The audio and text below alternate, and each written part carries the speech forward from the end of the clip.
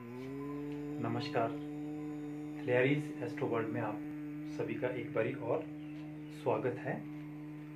आज हम एस्ट्रोलॉजी के बेसिक कंसेप्ट्स पे जो एक श्रृंखला क्रम वाइज हम चल रहे हैं, उसका आज पार्ट थर्ड हम देखेंगे कि जैसे अगर आपने पार्ट फर्स्ट को ढंग से देखा हो, पार्ट सेकंड को ढंग से देखा हो, तो आज पार्ट थर्ड हमें अच्छे से हम इसको समझ पाएंगे कि फलादेश के लिए ये हमारी तीसरी सीढ़ी का काम करेगा। ठीक है, तो हम थोड़ा सा रिवाइज कर लेते हैं कि हमने फर्स्ट पार्ट पे जो पढ़ा, फर्स्ट पार्ट पे मैंने अभी फर्स्ट पार्ट में जो हमने पढ़ा था वो बिल्कुल बेसिक था कि राशियां 12 होती हैं, उनके नाम और उनके स्वामी ग्रह और किस ग्रह को कितनी राशियों का स्वामित्व प्राप्त है, इस तरह से हमने पढ़ा था। फिर हमने जो है दूसरे पार्ट में हमने देखा कि कौन सा ग्रह किस ग्रह का मित्र है और किस ग्रह का शत्रु है, ये बहुत इंपॉर्टेंट है। तो मैंने यहाँ बना के रखा है आपको ध्यान के लिए, क्योंकि जब हम फलादेश करेंगे तो ये सारी चीजें हमें इकट्ठी करके एक जो है हमारा ये उसको जो भी डिसीजन जो हमने लेना है उसमें ये काम आएगी। तो इसलिए हमने देवगण दानवगण जैसे पार्टी 1 पार्टी 2 हमने पढ़े थे कि एक देवगण की श्रेणी में जो ग्रह आते हैं 4 ग्रह आते हैं, चंद्र मंगल सूर्य गुरु, और दानवगण के श्रेणी में आते हैं शुक्र सूर्य राहु केतु। दानवगण आपस में सभी मित्र, देवगण सभी आपस में मित्र, और एक दूसरे के ये सारे शत्रु। देवगण के सारे शत्रु दानवगण और दानवगण वाले सारे शत्रु इनके। बुध न्यूट्रल है, बुध के लिए दानवगण वाले सारे जो ग्रह है वो सारे ग्रह सारे के सारे पार्टी 2 के इसके मित्र फ्रेंड, लेकिन देवगण में सिर्फ इसकी सूर्य और गुरु से मित्रता है और चंद्र मंगल से इसकी शत्रुता रहेगी। हमने ये भी समझ लिया है। और इसके बाद हमने डिग्रियां भी देखी थी, ये भी इंपॉर्टेंट है, क्योंकि जब फल कथन करेंगे, जब हम कुंडली पे आगे आएंगे तो हमें जो है उसमें इन सभी चीजों का अपना अपना महत्व है। तो ग्रहों की डिग्रियां हमने देख ली थी कि 12 से 18 डिग्री का जो कोई ग्रह होगा वही पूर्ण बली होगा और वह कुंडली में पूर्ण बल करने के लिए सक्षम होगा। और परसेंटेज वाइज भी हमने थोड़ा इसको समझ अंडरस्टैंड करने के लिए परसेंटेज भी निकाला था, 0 से 2 और 29 30, यानी जब भी उस भाव में कोई ग्रह आ रहा होगा उस राशि में को या उससे जा रहा होगा तो वो बली नहीं होगा। 0 से 2 और 29 से 30 वो ज्यादा अच्छा फल या बुरा फल भी नहीं। यहाँ ये समझने की बात ये थी कि बुरा फल भी नहीं करेगा। अगर कोई ग्रह कमजोर मतलब कि गलत भाव में है या शत्रु के साथ है, ठीक है, या क्रूर ग्रह है, पाप ग्रह है, तो वो बलहीन है तो वो फायदे में है, यानी कि फिर वो क्या करेगा, आपको ज्यादा जो है हानि नहीं कर सकता क्योंकि वो बलहीन है। उसी तरह अगर शुभ ग्रह है और वो डिग्री वाइज अगर कम है तो अच्छा फल करने के लिए सक्षम नहीं होगा। डिग्री वाइज हमने पढ़ लिया, दानव देव दानव हमने पढ़ लिया। आज जो है हम पार्ट 3 इसी क्रम में जो है पार्ट 3 पे आएंगे, जिसमें हमने 2 इंपॉर्टेंट चीजों को जो फल कथन के लिए एक सीढ़ी का काम करेंगे तो उस पे देखेंगे। तो ए में हम ग्रहों की दृष्टियां और बी में अस्त ग्रह के ग्रह जहां पे होता है वहां से कौन कौन से स्थानों पे दृष्टियां अपनी रखता है या देखता है या उस पर प्रभाव रखता है, आप ऐसे समझ सकते हैं। ठीक है, और नंबर बी में हम देखेंगे अस्त ग्रह। थोड़ा बहुत मैंने चर्चा पहले भी करी थी कि जब कोई ग्रह परिभ्रमण घूमता घूमता सूर्य के निकट आ जाता है तो वो क्या होता है कि सूर्य की तेज रोशनी के आगे वो निर्बल हो जाता है और उसका अपना कोई भी फिर जो है शक्ति या उसका प्रभाव नहीं रहता। अगर हम ऐसे भी देखें, कोई चीज ज्यादा बड़े प्रकाश के पास हम ले जाएं, छोटी प्रकाश वाली चीज, तो वो तो दिखेगी नहीं, उसका प्रकाश तो दिखेगा ही नहीं। उसी तरह से हम इसको समझ सकते हैं कि जो भी ग्रह सूर्य के निकट, अब वो कितने निकट आने पे अपना फल खो देता है वो भी हम समझेंगे, क्योंकि फल कथन में ये बहुत इंपॉर्टेंट है कि जब भी सूर्य के साथ कोई ग्रह होगा और तो वो अस्त होगा। अस्त का मतलब है वो निर्बल है, कई बार वो अशुभ फल भी करता है। निर्बल है यानी कोई फल नहीं करने, किसी भी शुभ या शुभ फल करने के लायक नहीं है, लेकिन वो अशुभ फल भी कर सकता है। तो ये हमने समझना है। तो इसमें पॉइंट पे आते हैं, पार्ट ए में ग्रहों की दृष्टियां। ग्रहों की दृष्टियों के लिए समझने के लिए हमें क्या करना होगा, लगन कुंडली का सहारा लेना होगा। लगन कुंडली को विस्तृत रूप से जानकारी जो है हम पार्ट 4 में लेंगे। आज सिर्फ क्योंकि अभी तक हम लगन कुंडली पे नहीं आए, अभी हम सिर्फ बेसिक कंसेप्ट जो लगन कुंडली में लागू होंगे उसको ही समझ रहे हैं। लेकिन कुंडलियों की, ग्रहों की दृष्टियां देखने के लिए हमें लगन कुंडली का थोड़ा सहारा लेना पड़ेगा, तभी ये समझ आ सकती है कि मैं क्या बोलना चाह रहा हूँ। लेकिन अभी आप इस पे कंफ्यूज ना होना। ये जो है हम लगन कुंडली को पार्ट नंबर 4 में डिटेल में पढ़ेंगे और इसका एक एक चीज को समझेंगे कि लगन कुंडली क्यों इसको लगन कुंडली बोलते हैं, क्या इसके 12 भाव है, इनको क्या बोलते हैं, 12 भाव का क्या महत्व है, और इसमें कौन सा केंद्र भाव है, कौन से त्रिकोण भाव है, कौन से त्रिक भाव है, वो हम अगले उसमें पढ़ेंगे, डिटेल में पढ़ेंगे, बिल्कुल अच्छे से समझेंगे। क्योंकि फल कथन इन सब चीज़ों को वहीं लागू करना है हमने। लेकिन आज इन ग्रहों की दृष्टियों को समझने के लिए इसका सहारा थोड़ा लेंगे। तो इसको मैं थोड़ा सा आपको इसको बता दूं दृष्टियों को समझने से पहले कि लगन कुंडली में 12 भाव होते हैं। आज जो मैंने काउंटिंग लिखी है, ये काल पुरुष की कुंडली ना समझ के इसको काउंटिंग हाउस समझें आप, कि ये पहला हाउस, दूसरा हाउस, तीसरा, चौथा, पांचवा, छठा, सातवां, आठवां, नौवां, 10वां, 11वां, 12 हाउसेस होते हैं। जन्म कुंडली में 12 हाउसेज होते हैं, 12 ही हमारे राशियां होती है और 9 हमारे ग्रह इसमें फिट होते हैं। ठीक है। तो लेकिन आप फिर ये किस तरह से राशियां फिट होती है वो हम अगले पार्ट में समझेंगे। आप अभी सिर्फ इतना समझें कि इसमें 12 भाव होते हैं।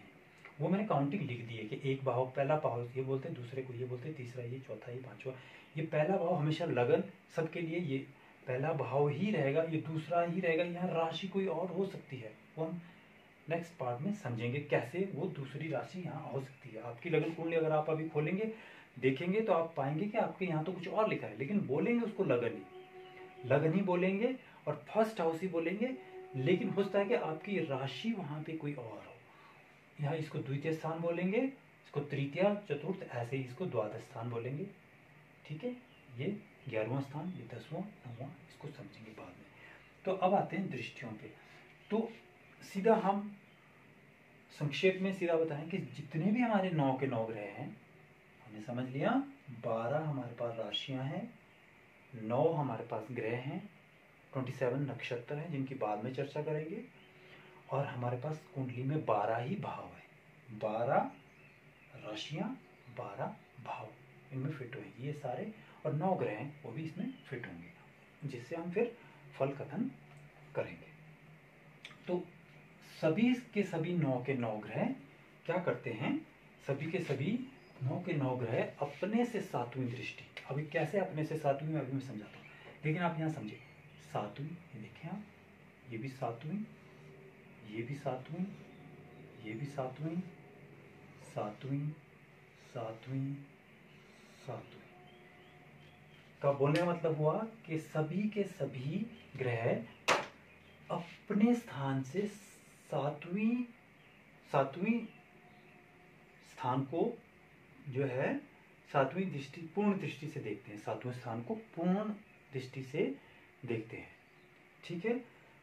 लेकिन कुछ एक्सेप्शन ये है कि कुछ ग्रहों को इस दृष्टि के अलावा और भी दृष्टियां प्राप्त है। तो आप अगर हम 7वीं दृष्टि की बात कर रहे हैं कि पूर्ण दृष्टि से देखते हैं 7वें घर को, तो मान लीजिए अगर हम सूर्य को यहाँ मानते हैं, मान लीजिए सूर्य यहाँ पे किसी भी जातक की जन्म कुंडली में सूर्य चतुर्थ स्थान पे, ये हाउस है, 4th हाउस बोला है अभी मैंने, सिर्फ ये राशियां नहीं है, हाउस है। तो ये क्या करेगा कि अपने से 7वीं स्थान को पूर्ण दृष्टि से देखेगा। पूर्ण दृष्टि का मतलब आप ये समझ रहे, मैंने आपकी जानकारी के लिए टाइम वेस्ट लिखने में ना हो, मैंने पहले ही आपको लिख के यहाँ रखा है, और आपको समझने के लिए या बाद में देखने के लिए ये बिल्कुल यहाँ पे आपको रेडीमेड रखा है कि समझ लेते हैं पहले कि दृष्टियों का फायदा क्या है, हम पढ़ क्यों रहे हैं इस चीज़ को। क्योंकि जब तक हम ये नहीं समझेंगे कि दृष्टियों का हमारे फल कथन में कहाँ इसकी इंपॉर्टेंस आएगी, तब तक हम इसको समझ नहीं पाएंगे। सभी ग्रह अपने से 7वें भाव को पूर्ण दृष्टि से देखते हैं। जैसे मैं कह रहा था कि सभी ग्रह 9 के 9 ग्रह अपने से 7वें भाव को पूर्ण दृष्टि से देखते हैं। अब 7वां भाव कैसे देखना है ये अभी बाद में चर्चा करते हैं। ग्रह जहाँ दृष्टि डालता है वहां का भी पूर्ण फल करता है। बोलने का मतलब ये है कि अगर सूर्य यहाँ पे है तो जहाँ पे वो दृष्टि डालेगा या जो भी ग्रह है, अभी औरों की और अलग अलग दृष्टियां भी है, तो वहां का भी वो पूर्ण फल करेगा। ये इसकी इसलिए हम पढ़ रहे हैं कि अगर जो भी ग्रह होगा, ग्रह हमारे पास 9 ग्रह हैं, जो कुंडली में जहाँ स्थित होगा वहां का फल तो करेगा ही, चाहे अच्छा चाहे बुरा। लेकिन जहाँ को दृष्टियां डालेगा वहां का फल भी पूर्ण फल करेगा। इसलिए हम ये पढ़ रहे हैं कि जहाँ है वहां का फल तो करेगा, लेकिन जहाँ पे दृष्टियां डाल रहा है वहां का फल भी करेगा ही करेगा। यानी जब भी उसकी दशा, अंतरदशा, प्रति अंतरदशा आएगी तो वो हाउस भी एक्टिवेट हो जाएंगे।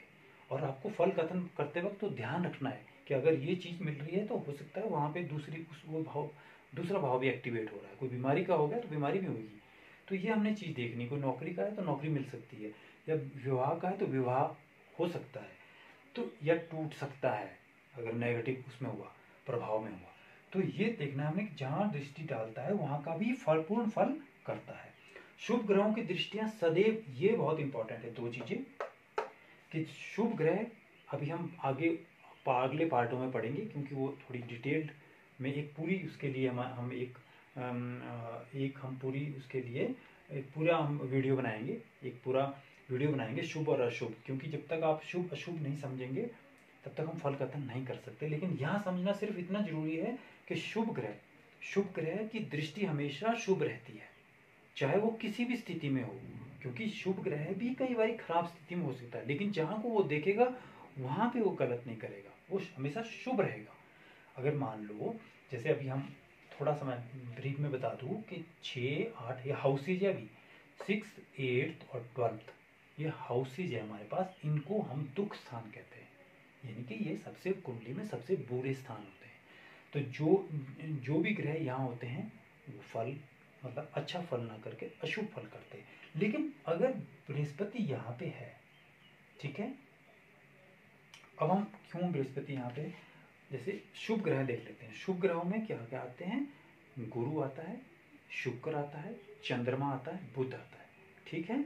ये शुभ ग्रह है। हमने बोला शुभ ग्रहों की दृष्टिया सदैव शुभकारी होती है। तो शुभ ग्रह कौन से हुए, अभी हम डिटेल में पढ़ेंगे उनके बारे में, लेकिन दृष्टि को समझने के लिए वो थोड़ा सा समझना उसके लिए भी जरूरी है। गुरु, शुक्र, चंद्र और बुध, ठीक है। ये चंद्रमा शुभ तब कहलाएगा अगर वो क्या है, वो जो है शुक्ल पक्ष के आसपास का हो, यानी कि 72 घंटे पहले और 72 घंटे बाद का हो, ठीक है। अमावस्या के आसपास का नहीं होना चाहिए, फिर वो जो है बलि नहीं होगा, तो उसको शुभ में नहीं गिनेंगे फिर, ठीक हो गया। अगर वो 72 घंटे पहले, ठीक है, पूर्णिमा के, और पूर्णिमा के 72 घंटे बाद के बीच का अगर चंद्रमा होगा या जन्म होगा तो उसको बलि कहेंगे। तो ये शुभ ग्रह हैं। ये शुभ ग्रह जहां भी होंगे हो सकता है वहां का फल तो खराब करेंगे, लेकिन जहां पे दृष्टि डालेंगे वो शुभ ग्रह हैं, उनकी दृष्टि बहुत अच्छी मानी जाएगी और वहां का वो शुभ फल करेगी। मान लो 6, 8, 12 है, ये हम दुख स्थान कहेंगे। अभी हम अगले पार्ट में पढ़ेंगे कि क्यों इसको दुख स्थान कहते हैं। तो दुख स्थान पे अगर बृहस्पति है तो वहां के लिए तो वो ठीक नहीं है, ठीक है। लेकिन वो जहां दृष्टि डालेगा तो वहां पे मान लो यहाँ पे तो 1, 2, 3, 4, 5, 6, 7 यहाँ को दृष्टि डालेगा तो यहाँ के लिए वो अच्छा करेगा। तो बोलने का मतलब ये है कि शुभ ग्रहों की दृष्टि सदैव शुभकारी होती है, और उसी प्रकार अशुभ ग्रह जो मैंने आपको गिनाए उसके अलावा जो बच गए, सूर्य, मंगल, शनि और राहु, ये क्या है, ये हमारे अशुभ ग्रह हैं। इनमें से कुछ पाप ग्रह हैं, कुछ क्रूर ग्रह हैं, लेकिन ये कुल मिला के अशुभ ग्रह हैं। इनकी दृष्टियां हमेशा ही अशुभ रहेगी, ये चाहे उच्च के भी बैठे हो आपकी कुंडली में। ये ध्यान, ये बड़े समझने की बात है। जब आप फलादेश करेंगे तो आप कंफ्यूज नहीं होना है कि मान लो आप देखेंगे शनि आपका उच्च का बैठा है, ठीक है। उच्च का हमने पढ़ा था, उच्च नीचे हम पढ़ चुके पिछले चैप्टर में। हमने पढ़ा कि शनि जो है तुला राशि में उच्च का होता है और मेष राशि में नीच का होता है। ठीक है, आपने देखा किसी भी जातक की जन्म कुंडली में आपने देखा कि जो है शनि जो है उच्च राशि का यानी कि तुला राशि में विराजमान है, तो आप बोलेंगे कि चलो वहां का तो अच्छा फल करेगा और अपने कारकत्वों के हिसाब से भी सारे फल अच्छे करेगा। लेकिन जहाँ पे वो दृष्टियां डालेगा, जहाँ समझने की बात क्या है, जो इम्पोर्टेंट जो चीज़ है, जहाँ पे वो दृष्टियां डालेगा, क्योंकि वो पाप ग्रह हैं, अशुभ ग्रह हैं, तो जहाँ पे वो दृष्टियां डालेगा वहाँ का फल अच्छा नहीं करेगा शुभ होने के बावजूद भी। यानी सूर्य अगर आपका उच्च का है तो अच्छा है, अपने कारकत्वों के हिसाब से सभी अच्छे फल करेगा और वहाँ का फल भी अच्छा करेगा जहाँ पे है। लेकिन शनि जहाँ पे होगा वहाँ का फल तो अच्छा करेगा, लेकिन जहाँ दृष्टि डालेगा वहाँ सब खराब करेगा, चाहे वो शुभ हो चाहे वो स्थिति उसकी कैसी भी हो। तो यानी शुभ फल हमेशा दृष्टियाँ शुभ डालेंगे और अशुभ ग्रह हमेशा अशुभ दृष्टि डालेंगे। ये इसलिए मैंने लिखा है कि ये बहुत इंपॉर्टेंट चीज़ है। ऐसा नहीं सोचना कि मेरा शनि उच्च का हो गया, सूर्य मेरा उच्च का हो गया तो दृष्टि भी उसकी उच्च की होगी, ऐसा नहीं होगा। उसकी वो दृष्टियाँ उसकी अलग इंपॉर्टेंस रखती हैं। वो अशुभ ग्रह की दृष्टि हमेशा अशुभ रहेगी और शुभ ग्रह बृहस्पति आपका नीच का भी होगा, क्योंकि शुभ ग्रह मैंने बोला बृहस्पति शुक्र चंद्र बुध ये शुभ ग्रह हैं। अगर ये आपकी कुंडली में गलत भाव में हो या नीच के हो, ठीक है, फिर भी इनकी दृष्टियां ये वहां का जहाँ पे ये नीच के वहां का तो खराब फल करेंगे, लेकिन जहाँ पे इनकी दृष्टियां डालेंगे वहां अमृत रहेगा। इनकी शुभ ग्रहों की दृष्टियों में अमृत होता है, यानी कि वहां के फल को ये बहुत अच्छा देते हैं। तो इसलिए ये बहुत इंपॉर्टेंट था समझना कि दृष्टियां क्यों इंपॉर्टेंट है, इसलिए हमने इसको पार्ट 3 जल्दी लाया, इसको जल्दी हम पढ़ रहे हैं, क्योंकि आप अभी दृष्टियों को समझने के लिए लगन कुंडली के बाद ये टॉपिक आ सकता था, लेकिन आप फलादेश इसके बिना नहीं कर सकते, इसलिए इसको इम्पोर्टेंट था पहले ही समझना। तो हमने क्या देखा कि सारे के सारे ग्रह अपने से सातवीं दृष्टि यानी सातवीं दृष्टि इंक्लूडिंग हिज ओन हाउस, यानी कि हम कुंडली में एक चीज और इम्पोर्टेंट है कि जब हम काउंटिंग स्टार्ट करते हैं तो अपने घर से स्टार्ट करते हैं। एक जैसे सूर्य अगर यहाँ पे तो ये एक गिनेंगे, यहाँ से काउंटिंग नहीं करना कि 1 2 3 4 5 6 यानी सूर्य 1 2 3 4 5 6 7 यानी यहाँ को, ठीक है, तो यहाँ को ये क्या कर रहा है पूर्ण दृष्टि से देख रहा है, ठीक हुआ। तो यानी ये 4th हाउस का भी फल करेगा और 10th हाउस का भी पूरा का पूरा फल करेगा। तो यानी कोई भी ग्रह होगा वो अपने से बिल्कुल ऑपोजिट, अगर यहाँ पे होगा तो इसका ऑपोजिट ये होता है, यानी कि 1 2 3 4 5 6 7 यानी 7th हाउस। फर्स्ट हाउस में कोई ग्रह बैठा है तो 7th हाउस को भी पूर्ण दृष्टि से देखेगा, ठीक है। तो ये जब हम फल कथन करेंगे तो ऐसा नहीं सोचना कि राहु यहाँ पे है फर्स्ट हाउस पे या शनि यहाँ पे है तो वो आपके इस हाउस को तो बिगाड़ रहा है, साथों साथ इस हाउस को भी वो बिगाड़ रहा है, तो ये हमें समझना है। या कोई अच्छा ग्रह यहाँ बैठा है तो यहाँ को वो अच्छा फल कर रहा है, बृहस्पति यहाँ बैठा है लगन में तो इसको भी फायदा कर रहा है 7th हाउस को। तो हम समझ गए कि सभी ग्रहों की 7th हाउस पे पूर्ण दृष्टि होती है। उसके अलावा कुछ ग्रह ऐसे हैं जिनको अधिक पावरफुल बना दिया गया है, यानी कि उनको जो है और भी दृष्टियां प्राप्त है, 7th के साथ साथ और दृष्टियां भी प्राप्त है। तो पावरफुल क्यों शब्द मैंने यूज किया, क्योंकि वो 7th हाउस को तो अब सूर्य है, सूर्य के पास तो एक दृष्टि है कि वो 7th हाउस को देख सकता है, चंद्रमा के पास एक दृष्टि है, इनके पास राशियां भी एक है, सूर्य के पास सिंह राशि का स्वामित्व है तो चंद्रमा के पास कर्क राशि का स्वामित्व है, और ग्रहों के पास मैंने देखा बताया था 2 राशियों का स्वामित्व है, राहु केतु के पास किसी भी राशि का स्वामित्व प्राप्त नहीं है। लेकिन हम बोल रहे कि सूर्य अपने स्थान पे का इफेक्ट करेगा और जहाँ पे 7th दृष्टि डालेगा वहां का इफेक्ट करेगा। तो जब इसकी दशा अंतरदशा या प्रत्यंतर दशा आएगी तो ये 2 भाव एक्टिवेट हो जाएंगे, this one and this one. पर मंगल गुरु शनि राहु केतु की भी दृष्टियां हैं, ये भी इफेक्ट करती हैं, लेकिन इस राहु केतु पे मैं एक अलग से वीडियो बनाऊंगा, क्योंकि इसमें बहुत ही कंट्रोवर्सी है कि इनकी दृष्टियों को माना जाए या ना माना जाए। पर ज़्यादातर बुक्स में आपको मिलेगा कि इसकी भी दृष्टियां है, तो हम इसको कितने तक मानेंगे या नहीं मानेंगे इस पर एक अलग से वीडियो बनाऊंगा। आज अभी हम यहाँ समझ लेंगे कि इसकी भी दृष्टियां है। तो लेकिन ज़्यादा चर्चा हम यहाँ पे इसकी नहीं करेंगे। तो अभी हम मेन जो हमारे ग्रह हैं सूर्य, चंद्र और ये, इनकी होगी एक एक दृष्टि। अब देखो मंगल, बुध की भी और शुक्र की भी एक एक दृष्टि है हमारे। ये जो है बुध और ये शुक्र, इनको भी एक एक दृष्टि प्राप्त है। ठीक है, ये और ये 4 ग्रह ऐसे हैं जिनको एक एक दृष्टि प्राप्त है। बुध भी अपने 7वें भाव को ही देख पाता है और शुक्र भी अपने 7वें भाव को ही देख पाता है। यानी कि इनके पास क्या हुआ, जहां ये होंगे वहां का, और जहां पे दृष्टि डालेंगे वहां का। लेकिन आपकी जो ये बच गए, मैंने सर इस पे किए हुए बॉक्स बनाया हुआ कि मंगल, गुरु और शनि, अब ये पावरफुल ग्रह हो गए। कैसे हो गए, क्योंकि मंगल को 7वीं दृष्टि तो इन सबको है, उसकी चर्चा तो हम कर चुके, लेकिन इनको 4थे और 8वें भाव को भी ये पूर्ण दृष्टि से देखता है। 4थे भाव को और 8वें, यानी कि अगर यहाँ पे मंगल है, सूर्य की जगह यहाँ मंगल है मान लीजिए, ठीक है,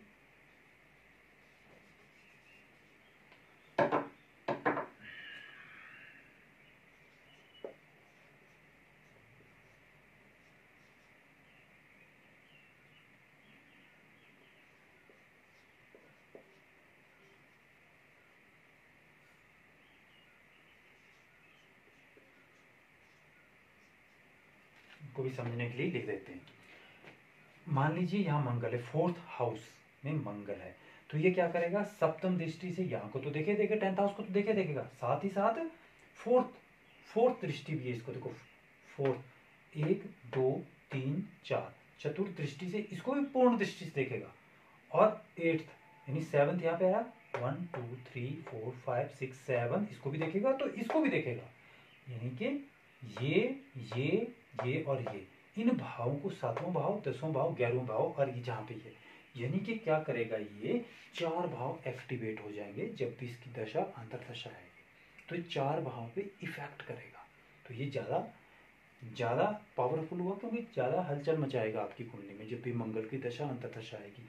फिर हम देखेंगे कि अभी जहाँ का इसको स्वामित्व भी प्राप्त है, जिन जिन राशियों का, उसको भी एक्टिवेट करेगा।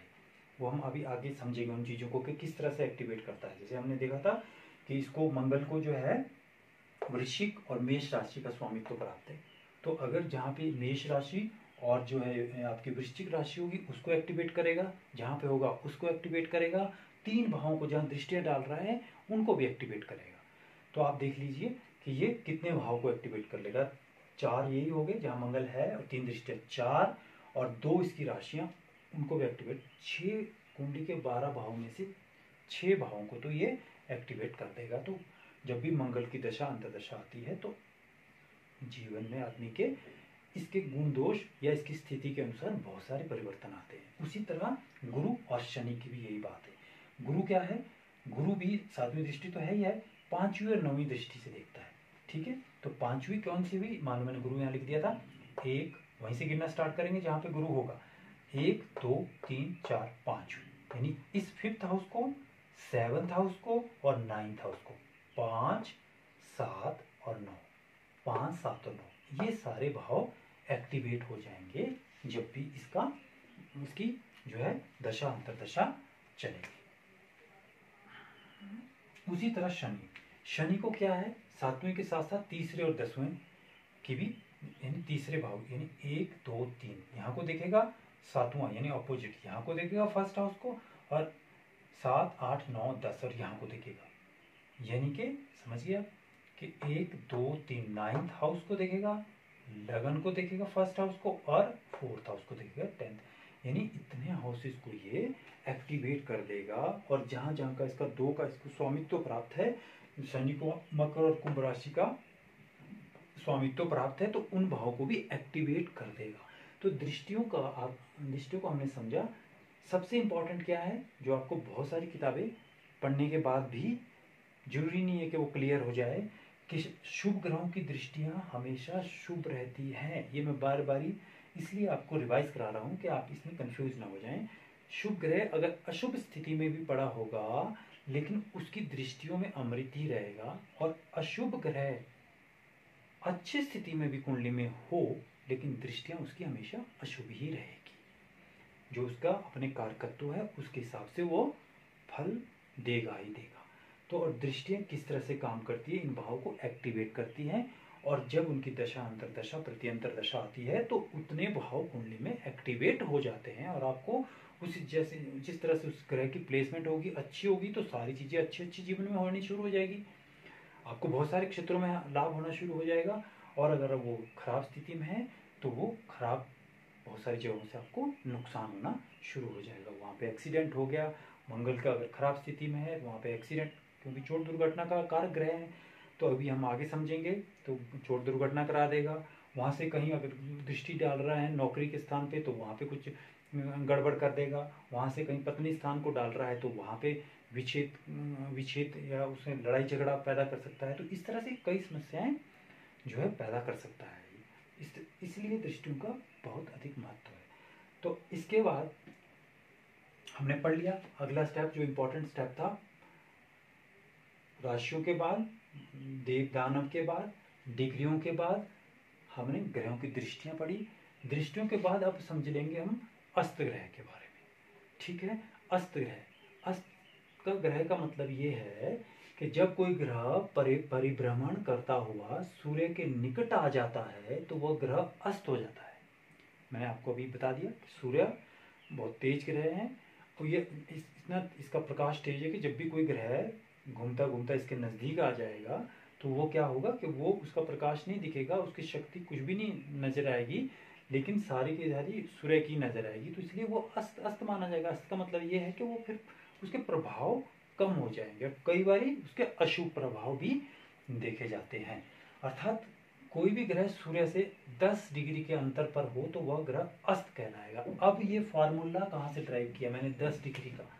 अब ये जो बात है इस पे बहुत सारे लोगों को संशय होगा, जो लोग जानते हैं, जो लोग ज्योतिष के बारे में काफ़ी कुछ जानते हैं, उनको इस बारे में वो मेरी इस बात से शायद सहमत ना हो, लेकिन मैं यहाँ पे कोई कंट्रोवर्सी के लिए कोई भी बात नहीं कहना चाहता, उनका अपना आइडिया ठीक है यहाँ, इसलिए मैं ये क्लियर करना चाहता हूँ।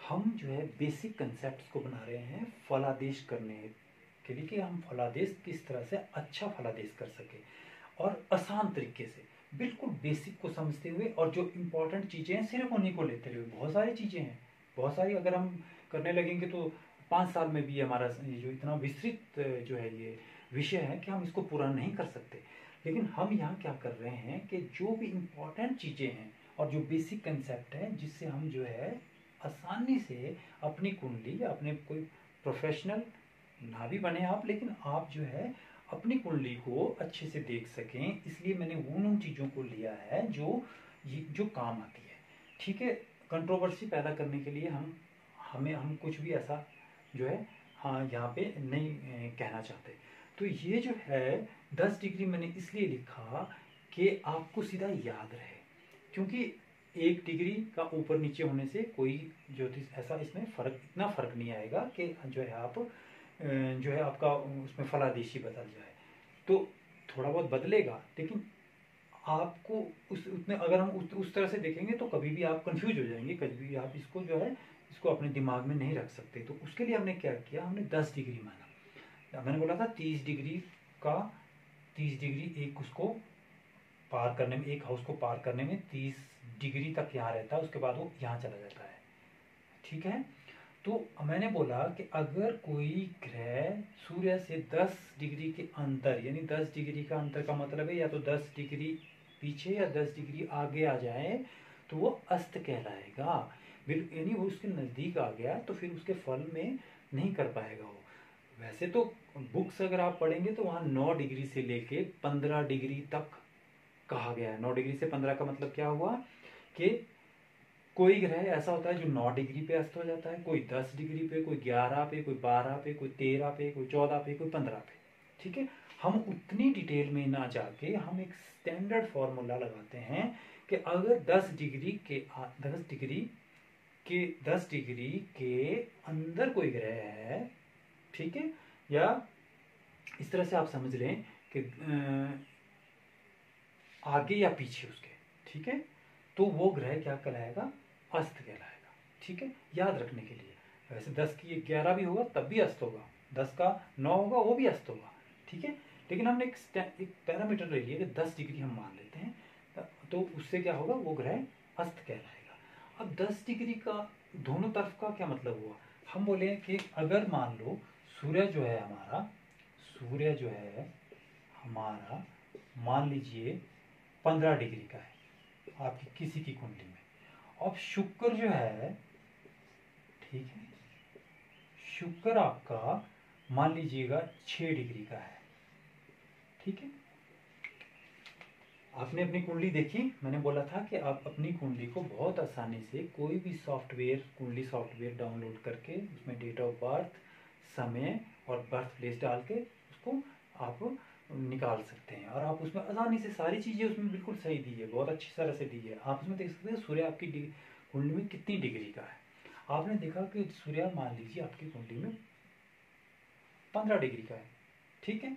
अब सूर्य के साथ शुक्र अगर साथ बैठा है, तब की बात कर रहा हूँ कि अगर सूर्य मान लीजिए किसी भी हाउस में बैठा है, मान लीजिए द्वितीय हाउस में बैठा है, यही शुक्र भी बैठा है, तो क्या होगा, शुक्र बैठा होगा और उसकी डिग्री 15 है, इसकी 6 है, यानी 9 डिग्री का डिफरेंस है। तो हमने बोला 10 डिग्री का अंतर होगा तो अस्त कहलाएगा, तो ये अस्त हो गया।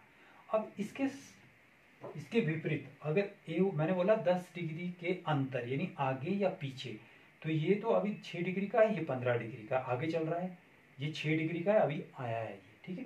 पर लेकिन अगर शुक्र पहले ही आ गया उस राशि में और ये आगे को जो है 24 डिग्री का हो, मान लीजिए पहले वो 6 डिग्री का था, फिर भी हमने अस्त बोला, अभी अगर ये 24 डिग्री का भी है, ठीक है, फिर भी अस्त है, क्योंकि 15 डिग्री और इसमें जो डिफरेंस तो 9 डिग्री का ही बचा। फिर भी बोलने का मतलब है कि सूर्य के दोनों तरफ है, तो नजदीक ना, एक बारी सूर्य से इधर था, एक बार इधर को आ गया, तो बात तो वही है, यानी ये भी अस्त कहलाएगा। तो लेकिन अगर ये 25-26 डिग्री का हो या 1-2 डिग्री का हो शुक्र, तो वो अस्त नहीं कहलाएगा। तो इसको इस तरह से हमने समझना है कि सूर्य, और यहाँ पे आपने ऐसा भी नहीं सोचना है, यहाँ पे मान लीजिए सूर्य यहाँ पे है, सूर्य यहाँ पे है, ठीक। अब सूर्य यहाँ पे क्या है, मान लीजिए 29 डिग्री का है, सूर्य यहाँ पे 29 डिग्री का, और यहाँ पे दूसरे हाउस में जो है, यहाँ पे अगले हाउस में शुक्र जो है कितने का है, 5 डिग्री का है, ठीक है। अब ये शुक्र अगले हाउस में इसके साथ नहीं है, नहीं होने के बाद भी शुक्र अस्त है, क्यों, जबकि शुक्र इससे आगे है। लेकिन डिग्री वाइज देखिए, सूर्य 29 डिग्री का है और ये 30 डिग्री के बाद यहाँ को शिफ्ट हो जाएगा, और शुक्र अभी अभी शिफ्ट हुआ है यहाँ पे 5 डिग्री का, तो यानी डिफरेंस कितना हुआ इसका, 29, 30 और 5, 7 डिग्री का डिफरेंस हुआ। तो 7 डिग्री का मतलब ये हुआ कि हाउस बेसिक इसने बदल दिया शुक्र ने, लेकिन है तो ये सूर्य के नजदीक, तो ये भी, इसको भी हम अस्त की जो है, ये इंपॉर्टेंट है समझना कि ऐसा ना हो कि आपको दिखे कि सूर्य के साथ रहने से ही जो है वो अस्त मानते हैं हम मोटे तौर पे, कि उस हाउस में ही अगर है, लेकिन हम डिग्री नहीं देखते और कई बार वो अस्त होता है और हमारा फलादेश बिल्कुल रॉन्ग लाइन में चला जाता है, कि हम देखते हैं कि शुक्र तो अगली राशि में है, अगले भाव में है, तो ये अस्त नहीं होगा। लेकिन अगर हम डिग्री उनकी देखें, चेक करें और हम पाए कि नहीं यार ये तो जो है इधर चला गया, तो ये जो है अस्त होगा। इसी तरह उल्टा भी हो सकता है कि मान लीजिए सूर्य यहाँ पे है, मान लीजिए सूर्य यहाँ पे, सूर्य यहाँ पे है आपका, सूर्य यहाँ को आया है अभी, और सूर्य है यहाँ पे आपका 5 डिग्री का, अभी भी आया इस राशि में, और शुक्र जो है, शुक्र यहाँ पे, शुक्र या कोई और है, शुक्र है यहाँ पे 25 डिग्री का, 25 डिग्री का, तो डिफरेंस कितना हुआ, 25, ये भी यहाँ को जाने वाला है अभी, तो ये पीछे हुआ, ये शुक्र आगे हुआ, अगर तो ये फिर भी अस्त हो जाएगा, क्योंकि डिफरेंस उसमें कितना है, 10 डिग्री का है। तो हमने समझ लिया कि ये जो है, आपने इस तरह से नहीं ले समझना है कि शुक्र अगर साथ होगा या जो भी ग्रह साथ होगा तो ये तभी अस्त होगा, हमने डिग्री वाइज इनको समझना है कि डिफरेंस उसमें कितना है। और वो एक मैंने आपको एक पैरामीटर सेट कर दिया कि अगर आप 10 डिग्री, बस आप 10 डिग्री मान के चलें, अगर 10 डिग्री का फर्क है, मतलब 10 डिग्री के अंदर अंदर कोई भी ग्रह है, तो उसको आप अस्त ट्रीट करें। और अगर 10 डिग्री के डिफरेंस से ज़्यादा है तो वो फल करने में सक्षम होगा और वो फल करेगा। मान लीजिए वो शुक्र या गुरु और सूर्य के साथ बृहस्पति भी अस्त हो जाता है, शनि भी अस्त हो जाता है, सारे ग्रह जो है अस्त हो जाते हैं। तो वो अस्त का मतलब ये है कि फिर वो क्या होता है, अब आगे बढ़े, अर्थात कोई भी ग्रह सूर्य के 10 डिग्री के अंतर पर है तो वो ग्रह अस्त कहलाएगा। उच्च राशिगत ग्रह भी अस्त होने पर पूर्ण फल नहीं कर पाता। मान लीजिए शुक्र कहीं पे भी विराजमान है आपके हाउस में, उसके साथ शुक्र या गुरु को ले लीजिए। गुरु कौन सी राशि में उच्च का होता है? कर्क राशि में उच्च का होता है। हमने पढ़ा था मकर इसकी नीच की राशि है। तो कर्क राशि में मान लीजिए सूर्य भी है और गुरु भी है। अब गुरु और डिग्री वाइज डिफरेंस 10 डिग्री से बीच में है इधर दोनों साइड को, तो क्या होगा कि ये भी उच्च का है गुरु, लेकिन उच्च का होने के बाद भी ये अस्त हो गया हुआ सूर्य से और ये पूर्ण फल नहीं कर सकेगा। आप देखेंगे कि गुरु आपका बहुत अच्छा है, ये आपके जीवन में इस आपको ऐसा ये चीज़ प्राप्त होगी, वो चीज़ जो इसके कारकत्व है उसके हिसाब से प्राप्त होंगे, लेकिन वो नहीं हो रहे होते क्योंकि गुरु उसमें अस्त हो गया है और गुरु जो है सूर्य से अस्त हो गया हुआ और वो फल करने में सक्षम नहीं है, क्योंकि अल्टीमेटली जो हमारा ऑब्जेक्टिव है वो फल कथन है। तो फल कथन में ये सारे पैरामीटर्स हैं। जब हम बाद में बात करेंगे, हम बोलेंगे कि जो है शुभ स्थिति में ग्रह कब होगा, तो शुभ स्थिति में ग्रह जब हम देखेंगे, इसकी परिभाषा हम बाद में पढ़ेंगे, एक पैरामीटर सेट कर देंगे। इसमें आपने सिर्फ 4 चीज़ें देखनी होगी जो मैं अभी बाद में हम जिसकी चर्चा करेंगे। तो उसमें एक चीज़ ये भी आएगी कि ग्रह अस्त ना हो। शुभ स्थिति का मतलब है ग्रह अस्त ना हो, ग्रह पे अशुभ ग्रहों की दृष्टियां ना हो, ठीक है, मित्र ग्रह के शत्रु ग्रह के साथ ना हो। तो ये जो है, इसीलिए हम इनको स्टेप वाइज पढ़ रहे हैं। जब हम फलादेश करेंगे तो हमें ये ही 4-5 पैरामीटर्स या जो है फॉर्मूलाज या प्रिंसिपल, जिसको हम बोल सकते हैं, सेट वर्ड इसके लिए रहेगा। जो प्रिंसिपल जो हमने अप्लाई करने हैं वहाँ पे फलादेश के, वो यही है, यही उसका आधार है जिसके हिसाब से हम फल कथन करेंगे। और कुछ आगे ऐसे कुछ भी चुनने वाला नहीं है जिससे आप कंफ्यूज हो। तो अगर आप ये चीज़ें, मैं इसको इसीलिए जो है बोर्ड पे इसको लिखता जा रहा हूँ कि जो है आप नया चीज़ देख के इन चीज़ों को ना भूल जाएं, क्योंकि जब अभी मैं एक एक स्टेप वाइज कर रहा हूँ, लेकिन जब हम सीधे ही फल कथन पे आएंगे या फल सीखेंगे कि हम गुरु अगर यहाँ पे तो क्या फल करेगा, या शुक्र मंगल यहाँ पे तो क्या फल करेगा, तो जो है उससे जो है फिर हम इनको दोबारा इनकी चर्चा नहीं करेंगे। हम समझेंगे कि आपको ये आता है। हम देखेंगे डिग्री वाइज, अगर वो 12 से 18 डिग्री में है तो बहुत अच्छा है, लेकिन अगर वो डिग्री वाइज बलहीन है तो क्या फल करेगा। डिग्री वाइज देख लिया हमने, कोई बलहीन है तो नहीं करेगा। अगर बुरा है और बलहीन है तो अच्छा, फिर अच्छा मानेंगे उसको। मान लीजिए आपका राहु आपकी कुंडली में गलत स्थान पे प्लेस्ड है, और मान लीजिए वो नीच का है, लेकिन डिग्री वाइज वो कमजोर है, तो आप किसी पंडित को दिखाएं या मतलब किसी भी ऐसे लोग आदमी को दिखाएं जिसको ज़्यादा जानकारी ना हो, और वो आपको कह दे कि राहु की दशा तो आपकी खराब होगी। ठीक है, खराब होगी, लेकिन इतनी खराब नहीं होगी क्योंकि उसमें शक्ति नहीं है। तो वो क्या होगा कि जब डिग्री वाइज या ग्रह, अब एक और मैं आपको इसमें एक इम्पॉर्टेंट चीज़ बता देता हूँ कि जब डिग्री वाइज ग्रह कोई बलहीन होता है, यानी 0 से 2 डिग्री या 29-30 डिग्री का होता है, या सूर्य से अस्त होता है, दूसरा पॉइंट, ठीक है, तो फिर वो अपनी महादशा में अपने फलों को खुद ना दे के, क्योंकि वो सक्षम नहीं है करने पे, तो उस महादशा में किसके फल मिलेंगे? जिस ग्रह की अंतर्दशा चल रही हो। जब हम कुंडली का विवेचन करेंगे तो हम इन सारे स्टेप्स को जो है ध्यान में रखते हुए कुंडली की विवेचना करेंगे। अब जो है हम जो है कुंडली, जो नेक्स्ट जो पार्ट होगा, तो हम वो कुंडली पे फोकस, अब हम सीधे कुंडली पे आएंगे, क्योंकि कुंडली तो अभी तक मैंने आपको कुंडली तो बता ही नहीं है। अभी तो हम जस्ट इसको समझने के लिए कुंडली मैं लगा रहा था यहाँ पे।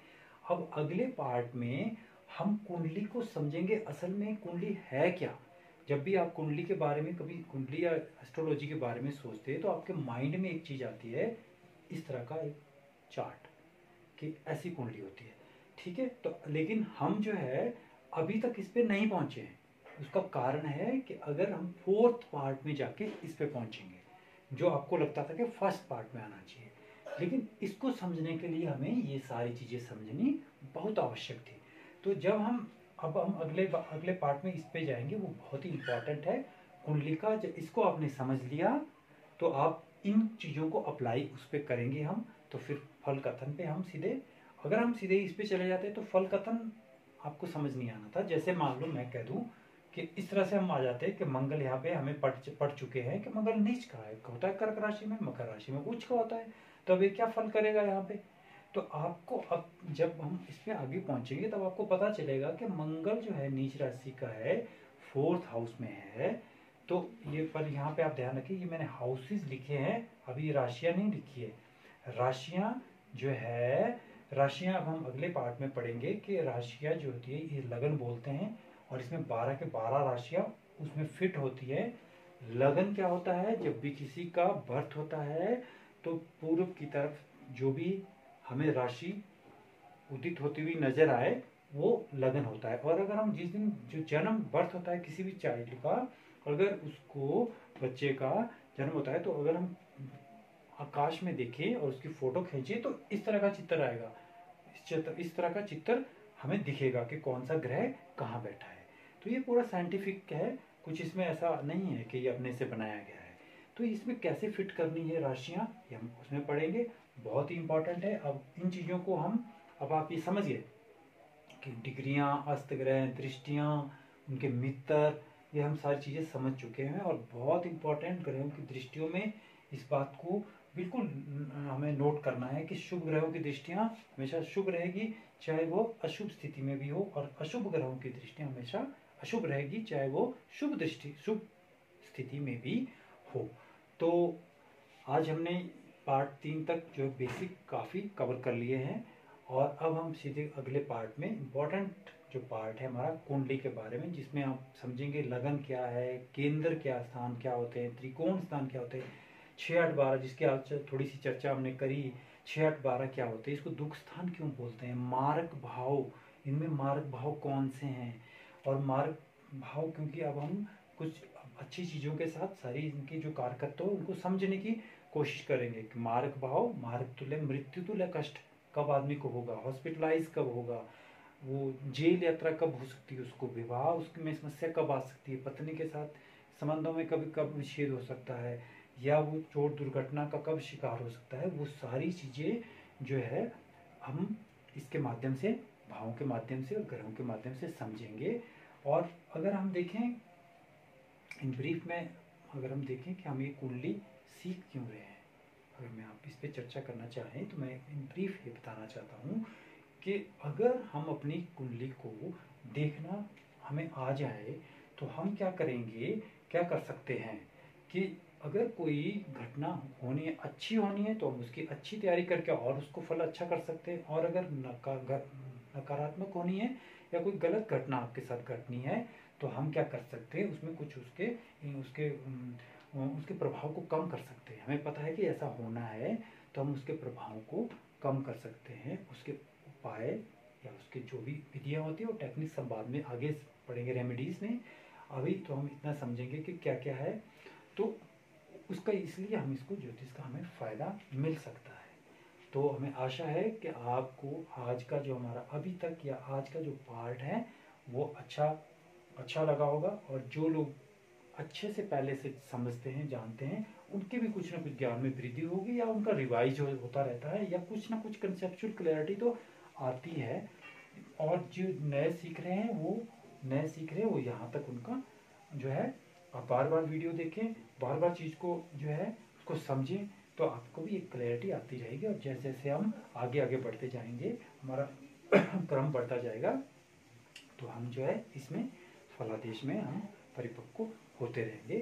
तो अगर आपको हमारा ये कार्यक्रम पसंद आ रहा है तो आप इसको लाइक करें, सब्सक्राइब करें, और जो है जिससे हमारा भी मनोबल बढ़े और हम आपको और मेहनत करके अच्छे से पाठ लाएं, ताकि जो है आपको बहुत सारी किताबें ना पढ़ के एक जगह पे ही सारा कुछ आसानी से उपलब्ध हो जाए, और आप भी एक अच्छा जो है फलादेश कर सके। धन्यवाद, नमस्कार।